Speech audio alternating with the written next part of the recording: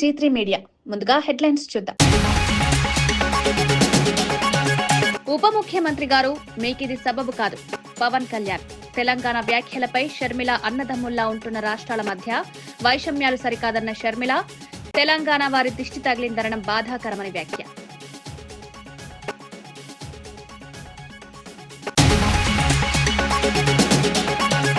తాడిపత్రిలో దాడులు పెరిగాయంటూ పెద్దారెడ్డి ఆగ్రహం. టీడీపీ కూటమి వచ్చాక శాంతి భద్రతలు దెబ్బతిన్నాయని విమర్శ. రెడ్ బుక్ రాజకీయాలతో ప్రజల్లో భయాందోళనలు పెరిగాయని ఆరోపణ. ప్రతి దాడిని డిజిటల్ గా రికార్డ్ చేసి న్యాయ పోరాటం చేస్తామని హామీ.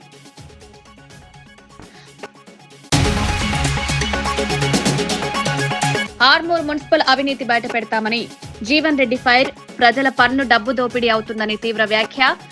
అధికార యంత్రాంగాన్ని పూర్తిగా శుభ్రపరచాలని డిమాండ్. కాంగ్రెస్ బీజేపీ ఒత్తిడి రాజకీయాలు బయటపెడతారని హెచ్చరిక.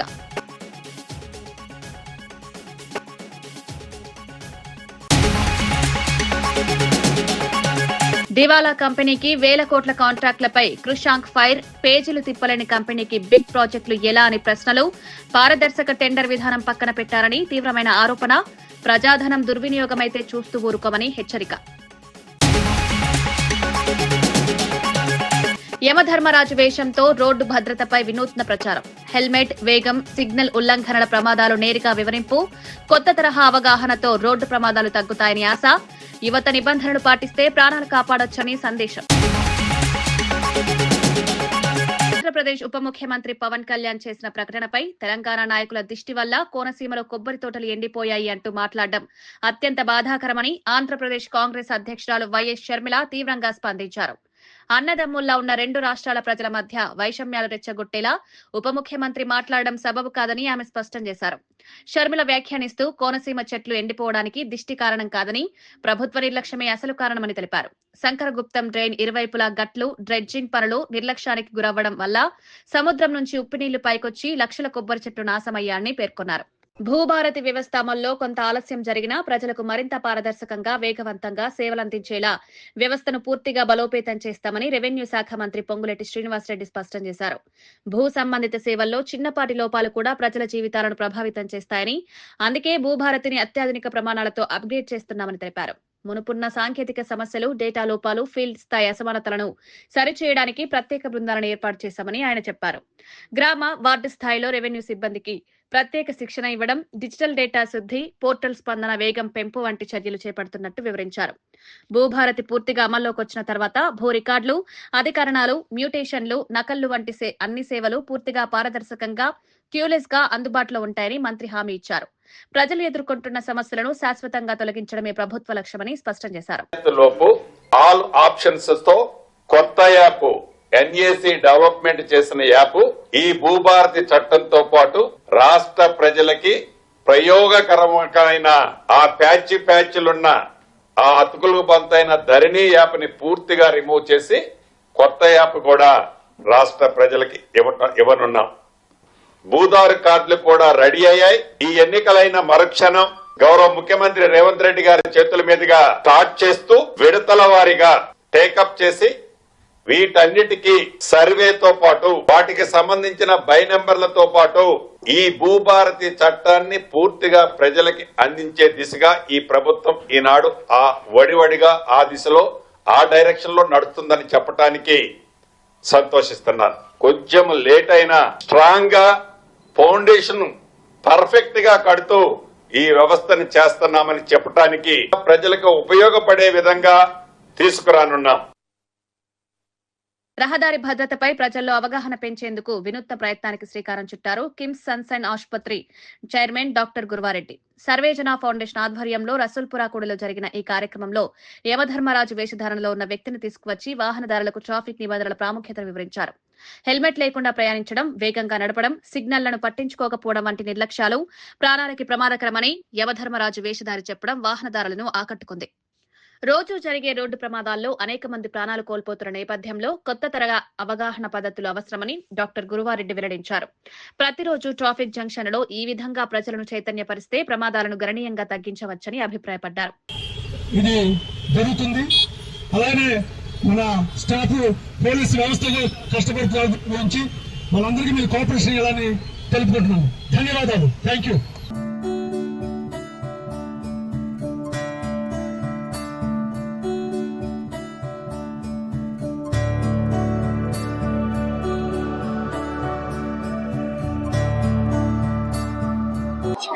ఈరోజు చాలా ఇంపార్టెంట్ డే. ప్రతిసారి మా హాస్పిటల్కి రండి, మేము గొప్ప, మా హాస్పిటల్ గొప్ప అని చెప్పుకుంటూ ఉంటాం. బట్ ఇవాళ మా కోసం కాదు, ఇది మన చుట్టుపక్కల ఉన్న సంఘం కోసం, మన చుట్టుపక్కల ఉన్న ప్రజల కోసం ఈ సేఫ్టీ క్యాంపెయిన్ మొదలెట్టాం. సర్వేజన ట్రస్ట్ పేరిట హైదరాబాద్ని సేఫరాబాద్ కింద మార్చే ప్రయత్నంలో భాగస్వామిగా ఇవాళ మొట్టమొదటి నాంది పలుకుతున్నాం. దానికి ఏం లేదు, యమధర్మరాజు గారిని స్పెషల్ రికమెండేషన్ తోటి ఆయన యమలోకానికి 4 రోజులు సెలవు పెట్టించి ఇక్కడ మన హైదరాబాదు సిటీ జంక్షన్స్ లో, ట్రాఫిక్ జంక్షన్స్ దగ్గర ఆయన ఉండి ఈ హెల్మెట్లు వేసుకునే వాళ్ళని, సీట్ బెల్ట్ వేసుకునే వాళ్ళని, రాంగ్ సైడ్ డ్రైవింగ్ చేసే వాళ్ళని ముందే ఆయన నోటీసులు ఇస్తాడు, మీరు తొందరలో మా దగ్గరకు వస్తారు, జాగ్రత్త అని చెప్పి. ఎందుకు చాలా ఇంపార్టెంట్ విషయం ఏంటంటే, ఇండియాలో ప్రతి 3 నిమిషాలకి ఒక రోడ్ ట్రాఫిక్ డెత్ జరుగుతుంది. ప్రపంచంలో ఉన్న వెహికల్స్ లో మన వెహికల్స్ కంట్రిబ్యూషన్ 1%. అంటే ప్రపంచంలో 100 కార్లు ఉంటే మనం 1 కారు ఇస్తున్నాం. కానీ ప్రపంచంలో రోడ్ ట్రాఫిక్ వల్ల చనిపోయే డెత్స్ కి 16% కంట్రిబ్యూట్ చేస్తున్నాం. అంటే ఇవన్నీ కూడా చాలా చాలా మనం బాధపడాల్సిన విషయాలు. అట్లానే అమెరికాలో మనకంటే 4 టైమ్స్ యాక్సిడెంట్స్ ఎక్కువ అవుతాయి, కానీ ఇండియాలో 4 టైమ్స్ ఎక్కువ మంది జనం చనిపోతున్నారు. సో ఇదంతా కూడా మన నిర్లక్ష్యం వల్ల, మన ట్రాఫిక్ రూల్స్ పాటించకపోవటం వల్ల. రోజు చూస్తూనే ఉంటారు మీరు పేపర్లో. మనందరూ దురదృష్టం, మన ఫ్యామిలీలోనో, మన చుట్టుపక్కల ఫ్రెండ్స్లోనో ఎవరో ఒక ఇంట్లో ఒక యాక్సిడెంట్ వల్ల కాళ్ళు, కన్ను పోయిన వాళ్ళు, ప్రాణం పోయిన వాళ్ళు చాలా మంది ఉంటున్నారు. వీటిల్లో 60% ప్రివెంటబుల్, అంటే మన నిర్లక్ష్యం వల్ల జరుగుతున్న విషయాలు ఇవి. కాబట్టి ఆ నిర్లక్ష్యాన్ని పోగొట్టి మనందరం కూడా ఒక మంచి బిహేవియర్ తోటి రోడ్ ట్రాఫిక్ రూల్స్ పాటిస్తే ఈ డెత్స్ తగ్గుతాయి, ఈ మనం ఆనందంగా ఉండే అవకాశం ఉంటుంది. దానికోసం మేము ఎన్నో క్యాంపెయిన్స్ మొదలెడుతున్నాము. ఇది మొదటి క్యాంపెయిన్. తర్వాత ఈ రోడ్డు ప్రమాదాలకి 7 పాపాలు అని ఉన్నాయి, ఆ 7 పాపాలను కూడా ఇచ్చేస్తాము. అట్లానే మీ ప్రెస్ అందరినీ నేను చేతులెత్తి నమస్కరించి అడిగేది ఏంటంటే, ఇది మా కోసం కాదు, మన కోసం, మన పిల్లల కోసం, మన తల్లిదండ్రుల కోసం, మన చెల్లెల కోసం, రోడ్డు మీద వెళ్తే ప్రమాదం లేకుండా ఇంటికి రావడం కోసం. దానికోసం మీరందరూ కూడా మీ టైం ఇచ్చి, మీ స్పేస్ ఇచ్చి, మాతో సహకరించి, నేను ఇంకో పేపర్స్ మీ ఎండీస్ కూడా రిక్వెస్ట్ చేయబోతున్నాను, కలిసి ప్రోగ్రామ్స్ చేద్దామని. ఫౌండేషన్ ద్వారా హైదరాబాద్ను సేఫరాబాద్గా చేయాలని, ఈ 7 పాపాలను నివారించాలనే ఉద్దేశంతో ప్రతి ఒక్క చౌరస్తాలో యమధర్మరాజుగా నేను వాళ్ళందరికీ ఈ 7 పాపాలను నివారించాలనే ఉద్దేశంతో అందరికీ అవేర్నెస్ కలిగించడం కోసం నేను ఇక్కడికి వచ్చాను, యమలోకాన్ని. ధన్యవాదాలు. దివాలా తీసిన కేఎల్ఎస్ఆర్ కంపెనీకి కేవలం 2 ఏళ్లలో 6,000 కోట్ల భారీ కాంట్రాక్టులు ఇవ్వడం ఘోర అవినీతి సూచకమని బీఆర్ఎస్ నాయకుడు మన్నె కృషాంక్ తీవ్ర వ్యాఖ్యలు చేశారు. గత సంవత్సరం అక్టోబర్లో ఇండియన్ బ్యాంక్ నుంచి ఈ కంపెనీ 15 లక్షల చిన్న మొత్తాన్ని అప్పుగా తీసుకోవాల్సి వచ్చింది అంటే సంస్థ ఆర్థిక పరిస్థితి ఎంత దయనీయంగా ఉందో అర్థమవుతుందని అన్నారు. కేఎల్ఎస్ఆర్ కి సబ్ కాంట్రాక్టులు చేసిన చిన్న కంపెనీలకు 5 నుంచి 10 లక్షల బిల్లులు కూడా చెల్లించలేదని పరిస్థితి ఉందని, అందుకే వారు హైకోర్టులో పిటిషన్ దాఖలు చేశారని కృషాంక్ వివరించారు. ఇలాంటి పరిస్థితుల్లో ఉన్న కంపెనీకి ప్రభుత్వం ఎలా 1,000 కోట్లు ఇవ్వగలదని ప్రశ్నించారు. పారదర్శక టెండర్ విధానాన్ని పూర్తిగా పక్కన పెట్టి అనుమానాస్పదంగా ఉన్న ఒక్క కంపెనీకి భారీ ప్రాజెక్టులను కట్టబెట్టడంలో స్పష్టమైన అవినీతి దాగుందని ఆరోపించారు. ప్రజాధనం ఎలా దుర్వినియోగం అవుతుంటే ప్రభుత్వం ఎలా మౌనం వహిస్తుందో ప్రశ్నించాల్సిన అవసరం ఉందని కృషాంక్ పేర్కొన్నారు. లక్షలు కూడా లేని ఆ కంపెనీ, ఇంత దివాలా తీసిన కంపెనీ, దానికి 6,000 కోట్ల కాంట్రాక్టులా?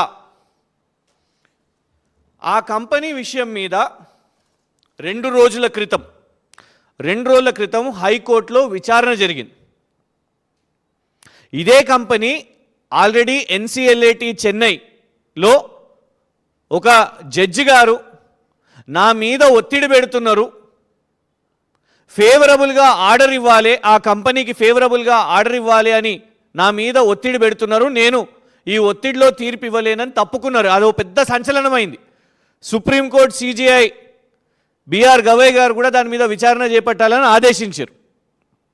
అయినా కూడా మరి ముఖ్యమంత్రి రేవంత్ రెడ్డి గారికి సంబంధించిన ఈ కంపెనీ, దాని మీద ఆరోపణలు వస్తున్నాయి, అయినా కూడా ఇవాళ వరకు పెదవి విప్పలేదు. అయితే 2 రోజుల క్రితం హైకోర్టులో జరిగిన విచారణ ఇందులో చాలా స్పష్టంగా ఉన్నది. ఒక 2-3 కంపెనీలు, చిన్న కంపెనీలు, వాళ్ళు ఇందులో కాంట్రాక్టులు చేస్తే వాళ్ళకి ఎన్నో లక్షల రూపాయలు, 2 లక్షలు, 5 లక్షలు, 10 లక్షలు అలాగ బిల్లులు ఇవ్వాలి. ఆ బిల్లులు కూడా ఎగ్గొడుతున్న కంపెనీ ఇది. వాళ్ళు ఏకంగా సిబిఐకి ఫిర్యాదు చేసి, సిబిఐ ఎందుకు దీని మీద చేపడతలేదు అని హైకోర్ట్ ఆఫ్ తెలంగాణకు అప్రోచ్ అయ్యారు. జూబ్లీహిల్స్ లోని నివాసంలో తెలంగాణ రాష్ట్ర దేవాదాయ శాఖ మంత్రి కొండ సురేఖను టీటీడీ చైర్మన్ బీఆర్ నాయుడు మర్యాదపూర్వకంగా కలిసి సన్మానించారు. ఇటీవల బాధ్యతలు స్వీకరించిన తర్వాత తొలిసారి హైదరాబాద్ పర్యటనలో భాగంగా జరిగిన ఈ భేటీ సౌజన్యపూర్వకంగా సాగింది. ఆలయాల అభివృద్ధి, భక్తుల సౌకర్యాల పెంపు, దేవాదాయ శాఖ, టీటీడీ సమన్వయం వంటి పలు అంశాలపై ఇరువురు నేతలు సానుకూలంగా చర్చించారు. తెలంగాణలోని ప్రముఖ దేవాలయాల అభివృద్ధికి కేంద్రంతో పాటు టీటీడీ కూడా సమన్వయంగా పనిచేయడానికి సిద్ధంగా ఉందని బీఆర్ నాయుడు తెలిపారు. తెలంగాణ భక్తులకు తిరుమల సేవల్లో ప్రాధాన్యంతో కూడిన సదుపాయాలు కల్పించాలనే అంశంపై కూడా చర్చ జరిగినట్టు సమాచారం. మంత్రి సురేఖ మాట్లాడుతూ ఆలయాల సంరక్షణ, సంప్రదాయాల పరిరక్షణకు టీటీడీ చేస్తున్న కృషిని అభినందించారు. ఆలయ పరిపాలనలో పారదర్శకత, సేవల నాణ్యత పెంపుకు మరింత సమన్వయం అవసరమన్నారు. రెండు రాష్ట్రాల మధ్య ఆధ్యాత్మిక రంగంలో సహకారం మరింత బలపడుతుందని ఈ సమావేశం సంకేతాలిచ్చింది. తాడిపత్రి ప్రాంతంలో వైఎస్ఆర్సీపీ నేతలు, కార్యకర్తలపై దాడులు తీవ్రతరం అవుతున్నాయని మాజీ ఎమ్మెల్యే కేతిరెడ్డి పెద్దారెడ్డి తీవ్ర ఆగ్రహం వ్యక్తం చేశారు. టీడీపీ కూటమి అధికారంలోకి వచ్చిన తర్వాత నియోజకవర్గంలో శాంతి భద్రతలు పూర్తిగా ప్రశ్నార్థకమయ్యాయన్నారు. ప్రజలకు భరోసా కల్పించాల్సిన ప్రభుత్వమే వర్గ పోరాటాలను ప్రోత్సహిస్తుందని ఆరోపించారు. కేతిరెడ్డి మాట్లాడుతూ సీఎం చంద్రబాబు, మంత్రి నారా లోకేష్ ప్రోత్సహిస్తున్న రెడ్ బుక్ రాజకీయాలు తాడిపత్రిని మళ్లీ అగ్నిగుండం చేస్తున్నాయన్నారు. ప్రజలను భయపెట్టే ప్రయత్నాలు ఇక పనిచేయవని, మా వద్ద డిజిటల్ బుక్ ఉందని, ప్రతి దాడి వివరాలు నమోదు చేసి న్యాయం కోసం పోరాడతామన్నారు. జేసీ ప్రభాకర్ రెడ్డి స్వార్థ రాజకీయాల కోసం ఉద్దేశపూర్వకంగా గొడవలు సృష్టిస్తున్నారని పెద్దిరెడ్డి ఆరోపించారు. తాడిపత్రిలో శాంతి భద్రతలు దెబ్బతినకుండా పోలీసులు తక్షణ చర్యలు తీసుకోవాలని డిమాండ్ చేశారు. ప్రజాస్వామ్యంలో ప్రతి ఒక్కరికి రాజకీయ హక్కుందని, దాడులతో ఆ హక్కును హరించలేరని స్పష్టం చేశారు. సంఖ్య పెరిగేది తప్ప తరిగేది ఉండదు. దయచేసి అందరికీ చెప్పేది నేను ఒకటే, వ్యక్తిగతం వేరు, ఎవరో నాయకులు చెప్తేనో లేకపోతే ఇంకోరు చెప్తేనో మీ స్వలాభం కోసమో లేకపోతే మీ మతకాయ మంగతయ్యి బంగాక వ్యాపారాల్లో ఈ రియల్ ఎస్టేట్లో వంకలు వాగులు ఆక్యుపై చేసుకునే దానికోసము మేము ఇవి చేస్తే ఎవరి మీద దాడి చేస్తే మాకు ఆ ఎమ్మెల్యేనో చైర్మనో మాకు ఇవి చేసుకునే దానికి పర్మిషన్ ఇస్తాయని ఆలోచన మటుకు చేసుకోవద్దండి. దయచేసి ఏంటికంటే అందరూ కూడా ఈ రాష్ట్రంలో ఒకప్పుడు రాయలసీమలో ఫ్యాక్షన్ ఉన్నది, ఈరోజు ఫ్యాక్షన్లు అనేది లేకుండా పోయినాయి, సమూలంగా తగ్గినాయని అందరూ అనుకుంటారు. అందరు పిల్లలు కూడా ఉద్యోగాలు చేసుకుంటా బెంగళూరు, హైదరాబాదు, బాంబే, అమెరికా ఇంకోసారి ఉండి ఉద్యోగాలు చేస్తారు. తిరిగి మీరు చేసే రెడ్ బుక్ రాజ్యాంగానికి అనుసరించి ఇట్లే చేస్తా అంటే రేపు మా ప్రభుత్వం వచ్చినప్పుడు కూడా డిస్టర్బరీ తెచ్చారు. ఇప్పుడు మీరు ఏం చేస్తా అంటే అప్పుడు 06, 07, 08 పోతుంది. అంటే ఈరోజు మీరు కాళ్ళు ఇరుక్కొడితే రేపు చేతులు రెండు ఇరుక్కొడతారు. ఈ పరిస్థితి ఎవరికి అవసరం లేదు. సామాన్య ప్రజలకు అవసరం లేనిది ఈరోజు కొంతమంది స్వార్థ రాజకీయాల కోసం దీన్ని పురుగొలుపుతున్నారు. ఏమన్నంటే పొద్దున్నే పోలీస్ అధికారులను పిలిచేది, వాని మీద కేసు పెట్టండి, వీళ్ళ మీద కేసు పెట్టండి. కేసులకు భయపడేవాడు ఎవరూ లేరు. ఏంటికంటే అందరూ పోల్చుకుంటున్నారు. చంద్రబాబు నాయుడు లోపలికి పోయినాడు, ఎప్పుడో ఇందిరాగాంధీ లోపలికి పోయింది, పివి నరసింహరావు లోపలికి పోయినాడు. ఆర్మూర్ తాజా మాజీ ఎమ్మెల్యే జీవన్ రెడ్డి మున్సిపల్ కార్యాలయాన్ని ఆకస్మికంగా పరిశీలిస్తూ భారీ సంచలనాన్ని రేపారు. మున్సిపాలిటీలో అవినీతి విస్తరించి ఉందని, మొత్తం అధికార యంత్రాంగాన్ని ప్రక్షాళన చేయాల్సిన అవసరం ఉందని తీవ్రంగా మండిపడ్డారు. ప్రజల పన్నుల డబ్బులతో నడిచే కార్యాలయం ఇలా అవ్యస్తంగా ఉండడం అంగీకారయోగ్యం కాదని అభిప్రాయపడ్డారు. ప్రస్తుతం ఆర్మూర్లో ఎమ్మెల్యే రాకేష్ రెడ్డి, కాంగ్రెస్ ఇన్ఛార్జ్ వినయ్ రెడ్డి కలిసి అధికారం పేరుతో ఒత్తిడి, అన్యాయం చేస్తున్నారని జీవన్ రెడ్డి ఆరోపించారు. మీ ముఖం ఎక్కడ పెట్టుకుంటారో ఆలోచించండి అంటూ అధికారులకు హెచ్చరిక జారీ చేశారు. ప్రజాసేవ పేరుతో పైసా వసూలు రాజకీయాలు చేయడం ఆపాలని, కాంగ్రెస్, బీజేపీ ఫెవికాల్ బంధం ఢిల్లీలో కనిపిస్తోందని టీడీపీ నేతల తరహాలోనే ఘాటు వ్యాఖ్యలు చేశారు. వినయ్ రెడ్డి పైసా వసూలు రెడ్డిగా మారారన్నారు. ప్రజలు వీరి పనితీరును గమనిస్తున్నారని, అవినీతి బహిర్గతం చేసే పోరాటం కొనసాగిస్తారని జీవన్ రెడ్డి ప్రకటించారు. ఆయన అవినీతికి, ఆయన కలెక్షన్స్కు స్వయంగా ఆర్మూర్ మున్సిపల్ కమిషనర్ బలైపోయింది. ఏంటంటే ఇలా కెమెరాలు పెట్టుకున్నాడు, ఆడ కూడా కెమెరా ఉంది, ఈడ కూడా ఇటు కూడా కెమెరా. ఈ కెమెరాలతో బంధిస్తుంది అధికారులను. ఈ కెమెరాల నుంచి డైరెక్ట్ కనెక్షన్ పెట్టుకొని నోటీసు, కలెక్షన్, పైసా వసూలు రెడ్డి నోటీసు ఇవ్వమన్నా కలెక్షన్. అంటే నిన్న అన్నాడు విలేకరులకు, నేను ఆడబెట్టిన కెమెరాలు, ఇది కెమెరా, ఈ వాయిస్ రికార్డ్ కెమెరాలు, దీని నుంచి ఆయన ఫోన్ కనెక్షన్ ఉంది. అంటే నాకు యాడ ఉందంట, నువ్వు ఆడబెడితే దొంగ పెట్టుకో, దొరలేక చూపిస్తావు. నేను చెప్పిన పేర్లు సెక్షన్లలో ఉన్నాయి, ప్రతి రూమ్ ఉన్నాయి. ఇళ్ళ నంబర్ ఇచ్చే ఆపరేటర్ అన్నాడు పాపం, ఏం పేరైనా మహేష్ అన్నాడు, ఆయన మీద పెట్టి AK-47 పెట్టినట్టు వీళ్ళందరి మీద. ఇక పోలీస్ స్టేషన్లో ఏం కెమెరాలు అయితే నేనేమంటున్నాను, నేను చెప్పిన ఏదైనా అవాస్తవాలు అయితే నేను RTI కింద, మేము ఇవాళ మొదటిసారిగా మాట్లాడలే, ఇది RTI కింద అప్లై చేసిన నేను కాదు, మన జనతా గ్యారేజ్లో ఇచ్చిన కంప్లైంట్. మన ఇంటికి వచ్చి 10 క్వశ్చన్ల మీద అడిగి, వాడు చెప్పురాజా కాదు, ఎంపీటీసీ కాదు, సర్పంచ్ కాదు, ఎంపీపీ కాదు, వాడు నేను 2 సార్లు ఎమ్మెల్యే ఉండి 10 ఏళ్ళ అధికారం నుండి చూసినాం.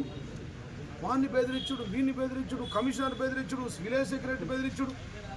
అరే లుచ్చాగా నీ పక్కకున్న వాళ్ళందరూ నన్ను ఖతం చేసే వాళ్ళే నిన్ను ఖతం చేస్తారా? కూర్చున్నారా వాళ్ళు ఇటు ఉండి నన్ను ఖతం చేసే వాళ్ళే నిన్ను ఖతం చేస్తారా? ఆ గ్యాంగ్ అంతా వాళ్ళంతా నేను పెంచి పోషించిన వాళ్ళే కదరా. వాళ్ళ గుండెలో జీవన్ రెడ్డి ఉంటారా? చైర్మన్లు చేసిన, కౌన్సిలర్లు చేసిన, DCMS వైస్ చైర్మన్ చేసిన, ఏసీ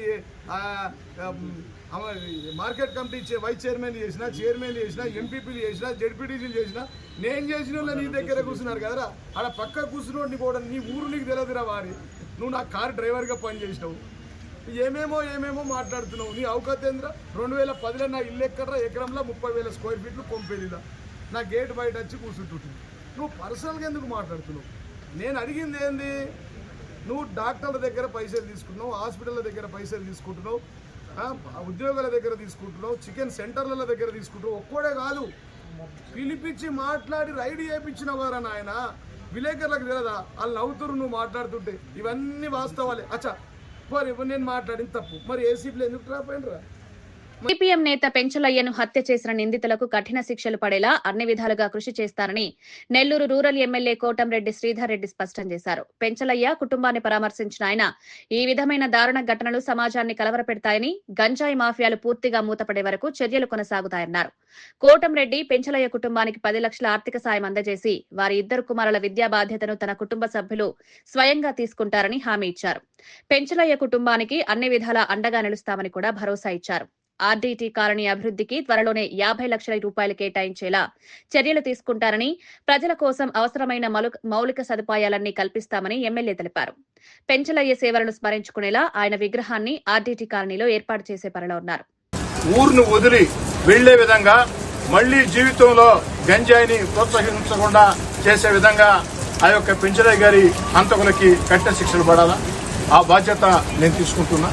పెంచలయ్య గారు ప్రాణాలతో మన మధ్య లేకున్నా ఆ యొక్క గంజాయికి వ్యతిరేకంగా ఆ పోరాటాన్ని మరింత ముందుకు తీసుకెళ్లాల్సిన బాధ్యత అందరి మీద ఉంది. దానికి స్థానిక శాసనసభ్యుడిగా మీ కోటంరెడ్డి శ్రీధర్ రెడ్డిగా అన్ని పార్టీలను కలుపుకుని, ప్రజా సంఘాన్ని కలుపుకుని, మేధావుల సహాయ సహకారాలతో, పోలీసుల సహాయ సహకారాలతో, ముఖ్యమంత్రి చంద్రబాబు నాయుడు గారి ఆశీస్సులతో ఆ యొక్క గంజాయికి వ్యతిరేకంగా ఒక పటిష్టమైన ఉద్యమాన్ని, ప్రజా ఉద్యమాన్ని నిర్వహించాల్సిన అవసరం ఉంది. ఆ బాధ్యత కూడా తీసుకుంటాను. తెలంగాణ సాధన కోసం ప్రాణాలర్పించిన అమరవీరుల త్యాగాన్ని ఎప్పటికీ మర్చిపోలేమని తెలంగాణ జాగృతి అధ్యక్షురాలు కల్వకుంట్ల కవిత స్పష్టం చేశారు. ఉద్యమ ఆత్మ, త్యాగం, పోరాటం వల్లే నేటి తెలంగాణ ఏర్పడిందని గుర్తు చేస్తూ అమరవీరుల కుటుంబాలకు ప్రభుత్వం పూర్తి న్యాయం చేయాల్సిన అవసరం ఉందన్నారు. ఉద్యమంలో తమ పిల్లలను కోల్పోయిన కుటుంబాలు ఇంకా పలు సమస్యలు ఎదుర్కొంటున్నాయని, వారికి గౌరవప్రదమైన జీవనోపాధి, సహకారం అత్యవసరమని పేర్కొన్నారు. కవిత మాట్లాడుతూ తెలంగాణ ఉద్యమం కేవలం చరిత్ర కాదు, భావోద్వేగం, సమానత్వం కోసం జరిగిన ప్రజా పోరాటమన్నారు. అమరవీరుల కుటుంబాల సంక్షేమాన్ని ప్రాధాన్యతగా తీసుకుని ప్రత్యేక కార్యక్రమాలు చేపట్టాలన్నారు. వారి పిల్లలకు విద్య, ఉద్యోగాల్లో ప్రత్యేక అవకాశాలు కల్పించాలని ప్రభుత్వాన్ని కోరారు. ప్రతి సంవత్సరం అమరవీరుల దినోత్సవం నిర్వహిస్తూ వారి సేవలను స్మరించుకోవడం మాత్రమే కాదు, వారి కుటుంబాలకు నిజమైన అండగా నిలవడం ప్రభుత్వ ధర్మమని కవిత హితవు పలికారు. ఉద్యమకారులందరికీ ఒక గుర్తింపు అనేది ఒక ఆత్మగౌరవాన్ని ఇస్తుంది. ఆ గుర్తింపునివ్వాలి. అదేవిధంగా ప్రభుత్వము ప్లాట్ గాని ఇతర ఆర్థిక సహాయం గాని అందించాల్సిన అవసరం కూడా ఉంది. తెలంగాణలో రైతులకు ఒక న్యాయం, పారిశ్రామికవేత్తలకు మరో న్యాయం ఎలా చేస్తారని కేంద్ర మంత్రి కిషన్ రెడ్డి ప్రశ్నించారు. ఢిల్లీలో మీడియాతో మాట్లాడుతూ హిల్ట్ పాలసీ కాంగ్రెస్ ప్రభుత్వ నిజస్వరూపాన్ని బయటపెడుతుందని తీవ్రంగా విమర్శించారు. రైతులకు సరైన సహకారం ఇవ్వకుండా బడా వ్యాపారులకు లబ్ధి చేకూర్చే విధంగా కొత్త పాలసీ రూపొందించారని ఆరోపించారు. సచివాలయంలోనే కూర్చుని కమిటీ నివేదిక ఇచ్చిందంటే ఇది పారదర్శకత లేని ప్రక్రియ అని వ్యాఖ్యానించారు. హైదరాబాద్ లో ఇప్పటికే మౌలిక సమస్యలు ఎక్కువగా ఉన్నాయన్నారు. ఇలాంటి పరిస్థితుల్లో 9,000 ఎకరాల్లో మల్టీపర్పస్ కమర్షియల్ కాంప్లెక్స్ లు నిర్మిస్తే నగర భవిష్యత్తు ఏంటి అని సీఎం రేవంత్ నిలదీశారు. బెంగళూరులో ట్రాఫిక్ సమస్యలతో పరిశ్రమలు వెనక్కి వెళ్లిన ఉదాహరణ గుర్తు చేస్తూ హైదరాబాద్ ను మరో బెంగళూరుగా మార్చాలనుకుంటున్నారా అని ప్రశ్నించారు. నిపుణుల సలహా లేకుండా ఏకపక్ష నిర్ణయాలు తీసుకోవడం రాష్ట్రానికి ప్రమాదమని హెచ్చరించిన కిషన్ రెడ్డి, గతంలో కేసీఆర్ ఏకపక్ష నిర్ణయాలు తీసుకున్నట్టు ఇప్పుడు సీఎం రేవంత్ కూడా అదే దారిలో నడుస్తున్నారని విమర్శించారు.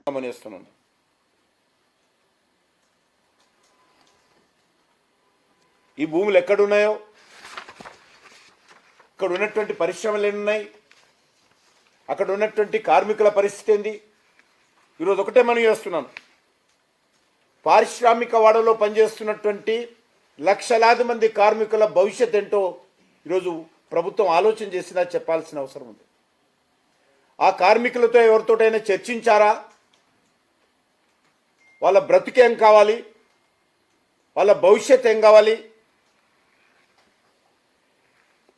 పరిశ్రమలు షిఫ్ట్ చేయడం వల్ల కార్మికుల జీవితాలలో ఏ రకంగా అంధకారం అవుతుందో మరి ముఖ్యమంత్రి ఒక్కరోజు ఆయన ఆలోచన చేశాడు అడుగుతా ఉన్నాను. ఈరోజు ఈ పరిశ్రమల్లో అనేక సంవత్సరాలుగా పనిచేస్తూ ఉన్నారు. క్లాస్ 4 ఎంప్లాయీస్ కానీ, లేకపోతే లేబర్ కానీ, టెక్నీషియన్స్ కానీ అనేక మంది పనిచేస్తూ ఉన్నారు. వీళ్ళందరిని ఎక్కడో ఊరు బయట తీసుకపోతే వాళ్ళు ఉండేది సనత్ నగర్లోనో, రామచంద్రపురంలోనో, పట్టంచెరులోనో ఉన్నటువంటి వాళ్ళు ఏ రకంగా తమ ఇల్లు వదిలిపెట్టి దూర ప్రాంతాల్లో ఉద్యోగాలు చేయగలుగుతారు? ఎప్పుడు ఉద్యోగాలు ఇస్తారు? వాళ్ళకు భవిష్యత్ ఏంటి? ఏ ఒక్కరోజైనా ముఖ్యమంత్రి గారు ఈ జియో తీసుకొచ్చే ముందు కార్మికుల భవిష్యత్తు గురించి ఆలోచన చేశాడో చెప్పాల్సిన అవసరం ఉంది. భువనగిరి ఎంపీ చామల కిరణ్ కుమార్ రెడ్డి తీవ్రంగా స్పందిస్తూ డీసీసీ నూతన అధ్యక్షుల సమావేశంలో సీఎం రేవంత్ రెడ్డి చేసిన వ్యాఖ్యలను ప్రతిపక్షాలు కావాలని వక్రీకరిస్తున్నాయన్నారు. కాంగ్రెస్ పార్టీ చరిత్రను వివరించే సమయంలో సీఎం ఏ మతాన్ని, ఏ కులాన్ని తక్కువ చేసి మాట్లాడలేదని స్పష్టం చేశారు. రాజకీయ ప్రయోజనాల కోసం అసత్యాలు ప్రచారం చేస్తూ ప్రజలను తప్పుదోవ పట్టించడం బీజేపీ, బీఆర్ఎస్ పార్టీల స్వభావమని విమర్శించారు.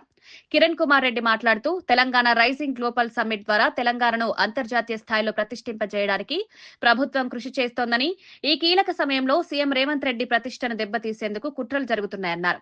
రాష్ట్ర ఖ్యాతి పెరిగే దిశగా సీఎం పనిచేసే ప్రతిపక్షాలు మాత్రం దాన్ని అడ్డుకోవడానికి ప్రయత్నిస్తున్నాయన్నారు.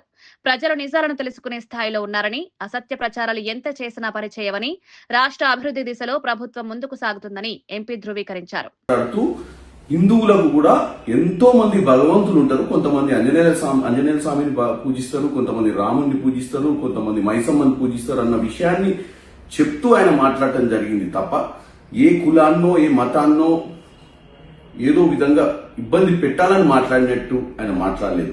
కానీ దీన్ని పట్టుకొని బీజేపీ, బీఆర్ఎస్ వాళ్ళు ఈరోజు కేవలం దాన్ని రాజకీయం చేయడానికి ప్రయత్నం చేస్తున్నారు. ఈరోజు రేవంత్ రెడ్డి గారు తెలంగాణ రైజింగ్ సమిట్ 2047 కోసం అని చెప్పి ఈరోజు బ్రహ్మాండమైన కార్యక్రమాలు తీసుకుని ఒక సమిట్, అలాగే మెస్సీ లాంటి వాళ్ళని తీసుకొచ్చి హైదరాబాద్ లో ఈరోజు ఫుట్బాల్ ఆడించే ప్రయత్నం చేస్తుండ్రు.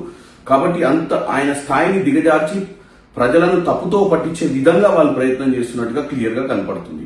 ముఖ్యంగా బీఆర్ఎస్ పార్టీ గత 4 ఎన్నికలు మాజీ మంత్రి దేవినేని ఉమా అమరావతిలోని ఎన్టీఆర్ భవన్ నుంచి మీడియాతో మాట్లాడుతూ ప్రజా రాజధానిపై దాడి చేయడం అంటే యువత భవిష్యత్తుపై దాడి చేసినట్లేనని తీవ్ర ఆగ్రహం వ్యక్తం చేశారు. అమరావతి కేవలం ప్రభుత్వ ప్రాజెక్టు కాదని, ఇది లక్షలాది రైతుల శ్రమ, యువత ఆశలు, రాష్ట్ర ప్రగతికి ప్రతీక అన్నారు.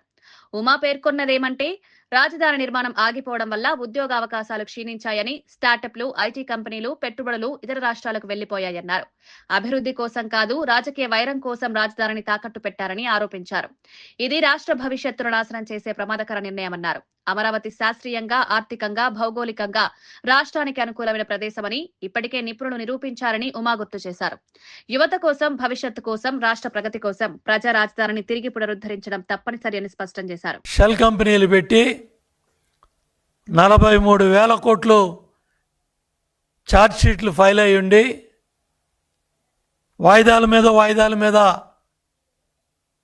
దశాబ్దం పైగా నెట్టుకొస్తూ నువ్వు ఇవాళ అవినీతి గురించి మాట్లాడే నైతిక అర్హత ఉందా జగన్మోహన్ రెడ్డి నీకు? నువ్వా ఇవాళ అమరావతి మీద విషం చిమ్మేది? అమరావతి రైతాంగం మీద నీ దుర్మార్గాన్ని, మీ దుష్ట పన్నాగాల్ని ఎన్నో చేసి దేవాలయాలకు వెళ్తుంటే కూడా దేవాలయాలకు వెళ్ళనివ్వకుండా కూడా నెల్లూరులో మీరు చేసిన అరాచకం, గోదావరి జిల్లాల్లో దేవుడు వాహనాన్ని కూడా ఆపి మీరు చేసిన లాఠీ చార్జీలు, మీరు వేసిన రాళ్ళన్నీ కూడా మాకు గుర్తున్నాయి. ఇవాళ మీరు పెట్టిన కేసుల్లో అమరావతి 3 రాజధానుల ప్రకటనలు వచ్చినప్పుడు మేము రోడ్డు ఎక్కితే మా మీద పెట్టిన నాన్ బెయిలబుల్ కేసుల్లో ఈరోజు కూడా మేము గంటల తరబడి కోర్టుల్లో నిలబడి వస్తూ ఉన్నాం. జగన్మోహన్ రెడ్డి, నువ్వు పెట్టిన కేసుల్లో ఇవాళ వందలాది మంది అమరావతి రైతులు ఈరోజు కూడా కోర్టుల చుట్టూ తిరుగుతూ ఉన్నాం.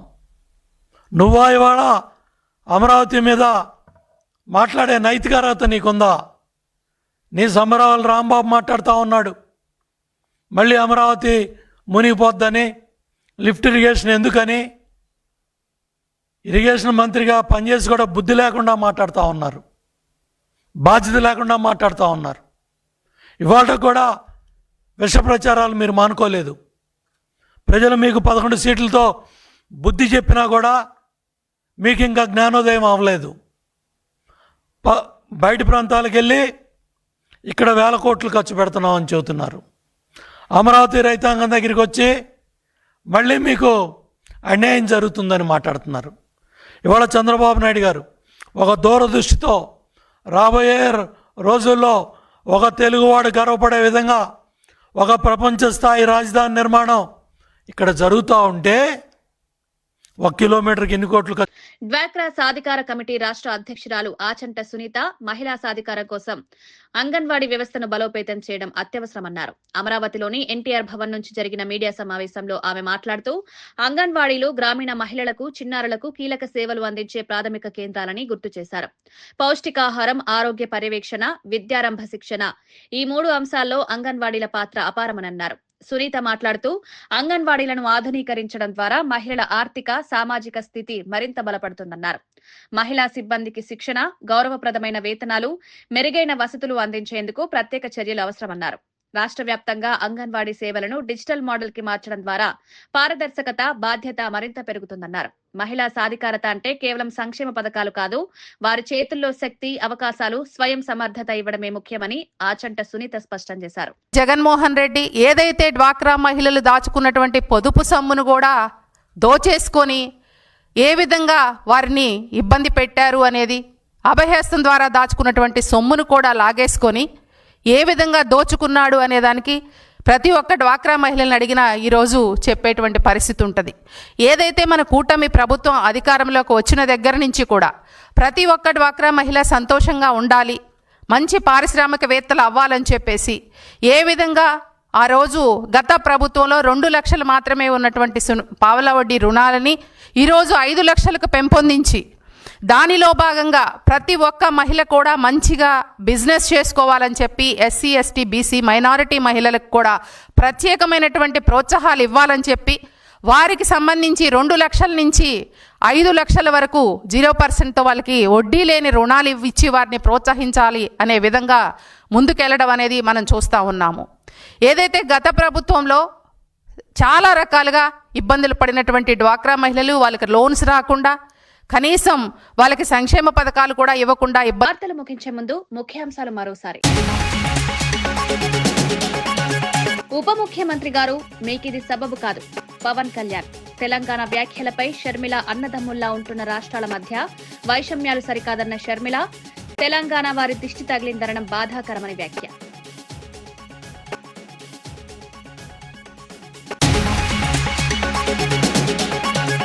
తాడిపత్రిలో దాడులు పెరిగాయంటూ పెద్దారెడ్డి ఆగ్రహం. టీడీపీ కూటమి వచ్చాక శాంతి భద్రతలు దెబ్బతిన్నాయని విమర్శ. రెడ్ బుక్ రాజకీయాలతో ప్రజల్లో భయాందోళనలు పెరిగాయని ఆరోపణ. ప్రతి దాడిని డిజిటల్ గా రికార్డ్ చేసి న్యాయ పోరాటం చేస్తామని హామీ.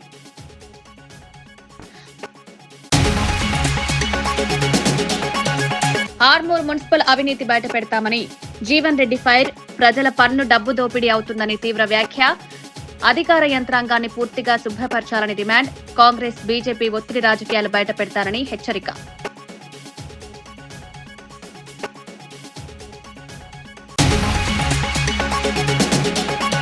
దివాలా కంపెనీకి వేల కోట్ల కాంట్రాక్టులపై కృషాంక్ ఫైర్. పేజీలు తిప్పలేని కంపెనీకి బిగ్ ప్రాజెక్టులు ఎలా అని ప్రశ్నలు. పారదర్శక టెండర్ విధానం పక్కన పెట్టారని తీవ్రమైన ఆరోపణ. ప్రజాధనం దుర్వినియోగమైతే చూస్తూ ఊరుకోమని హెచ్చరిక. యమధర్మరాజు వేషంతో రోడ్డు భద్రతపై వినూత్న ప్రచారం. హెల్మెట్, వేగం, సిగ్నల్ ఉల్లంఘనల ప్రమాదాలు నేరుగా వివరింపు. కొత్త తరహా అవగాహనతో రోడ్డు ప్రమాదాలు తగ్గుతాయని ఆశ. యువత నిబంధనలు పాటిస్తే ప్రాణాలు కాపాడొచ్చని సందేశం. ఇవి ఈనాటి వార్తా విశేషాలు. మరో బులెటిన్లో మళ్ళీ కలుద్దాం. నమస్కారం.